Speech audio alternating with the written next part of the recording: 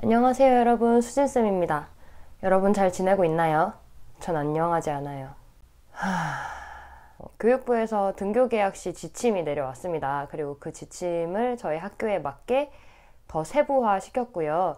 그 과정에서 정말 많은 선생님들께서 고생을 해주셨어요. 일단 지침을 만드신 교육부에서도 많이 고생을 하셨겠지만 그 지침을 받고 학교에 맞게 시정하고 세부 지침을 만들어서 선생님들께 교육하고 하시는 일들을 하셨던 모든 학교의 보건 선생님들 정말 고생이 많으십니다.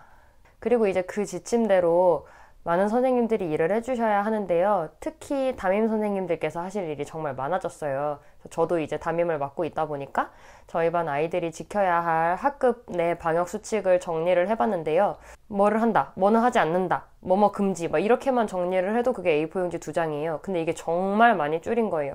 처음에 보건 선생님께서 교육부에서 지침을 받으셨을 때는 무려 60 몇 페이지?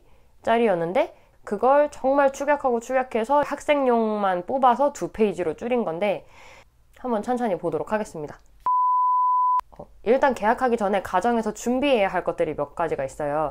학생들 개별적으로 수시로 책상을 닦고 소독할 수 있어야 되기 때문에 소독 티슈를 구입하기를 권장합니다. 원래는 물티슈로 닦게 하려고 했는데 사실 물티슈만 가지고는 안 되잖아요. 다이소에서 2,000원 정도의 소독 티슈를 판다고 하더라고요. 그런 걸 준비하면 좋을 것 같아요. 그리고 물티슈나 소독 티슈로 닦으면 물기가 남아있는데 그것도 사실은 좋은 게 아니라서 그걸 닦아낼 마른 티슈? 코를 풀거나 재채기 할 수도 있으니까. 그리고 정말 소독약을 뿌려서 소독을 할 때는 그걸 맨손으로 만지는 게 좋은 게 아니기 때문에 그에 필요한 비닐 장갑, 수업 중에 재채기를 하거나 코를 풀거나 했을 때 그 코푼 휴지를 그냥 쓰레기통에 버리면 안 돼요. 개인 비닐봉지에 집어넣어서 밀봉해서 정해진 폐기물 하면 또 버려야 하기 때문에 개인적인 조그마한 비닐봉지, 특히 비염이 있거나 코를 자주 푸는 친구들은 더더욱 준비하셔야 합니다. 당연히 자신이 쓸 마스크 충분한 양 준비하셔야 하고요. 학교에 올 때 꼭 여분 마스크를 가지고 와야 하기 때문에 여분 마스크까지 준비를 해 놓으셔야 돼요. 이건 학교마다 좀 지침이 다를 수 있습니다만 개인 텀블러를 준비를 하셔야 됩니다. 저희 학교 같은 경우는 매점도 폐쇄시킬 거고 정수기도 사용하지 않을 거기 때문에 개인 텀블러 혹은 개인용 생수 필요해요.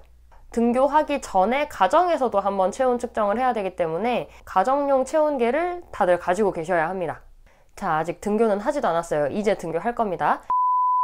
일단 등교를 학교마다 조금씩 다르겠지만 아마 학급별 아니면 학년별로 등교 시간을 조금씩 차등을 뒀을 겁니다. 그 정해진 등교 시간에 맞춰서 등교를 해야 되고요. 등교 전에 일단 가정에서 먼저 체온을 측정을 해야 됩니다. 그래서 체온을 측정을 해봤더니 37.5도가 넘는다. 그러면 일단 담임 선생님께 연락을 하고 바로 선별진료소나 안심병원으로 가셔서 진료를 받으셔야 해요. 집에서 혼자 쉬고 있는 거 안 돼요. 그리고 가정에서 체온을 측정했더니 37.5도가 넘지 않는다. 그리고 기타 증상이 없다 하는 경우엔 등교를 하는데 등교할 때는 꼭 마스크를 쓰고 등교를 해야 합니다. 그리고 여분 마스크를 꼭 가지고 와야 되는데 학교 다녀본 친구들은 당연히 알 거예요. 그 마스크 10시간 동안 온전할 거라는 보장이 없어요. 정말 뭘 하다가 떨어뜨리거나 밟거나 해서 오염될 수도 있고 자칫 훼손될 수도 있는 거기 때문에 항상 여분 마스크 지참하고 오셔야 하고요. 혹시 스쿨버스를 이용하는 학교에서는 스쿨버스를 탑승하기 전에도 체온을 측정을 해야 합니다. 그리고 이제 학교 등교하는 현관마다 열화상 카메라가 설치가 되어 있을 거예요. 저희 학교도 지금 설치가 됐는데 이게 되게 좋은 카메라더라고요. 이렇게 촬영을 하면 지나가는 학생들 체온이 각각 다 이렇게 찍히고 그리고 37.5도가 넘는 사람이 있으면 삐요삐요 이렇게 알람이 울려요. 체온이 높은 걸로 측정이 됐다. 그러면 준비되어 있는 체온계로 다시 한번 체온을 측정을 해야 돼요. 37.5도가 넘는다? 그런데 이게 혹시 뛰어오거나 해서 체온이 높아진 걸 수도 있잖아요. 그래서 5분에서 10분 간격을 두고 두세 차례 더 체온을 측정을 합니다. 이거는 아무 데서나 하는 게 아니고 관찰실이라는 곳에 가야 해요. 거기서 측정을 하고 그래도 열이 떨어지지 않는다, 증상이 계속된다 하면 병원을 가야 하는데 병원을 갈 때 대중교통 이용하면 안 되고 부모님께서 오셔서 차로 태워 가시거나 아니면 택시를 통해서 이동을 해야 합니다. 그리고 등교할 때 학생들 간의 거리를 1m씩 유지해야 돼요. 이게 말하면서도 좀 웃기네. 사실 이거는 거의 지키는 게 불가능한 지침인 게 지금 저희 학교는 등교 간격을 10분 간격으로 학년을 쪼개놨는데 그럼 10분 안에 300명이 넘는 학생이 와야 되는 거거든요. 10분이면은 600초잖아.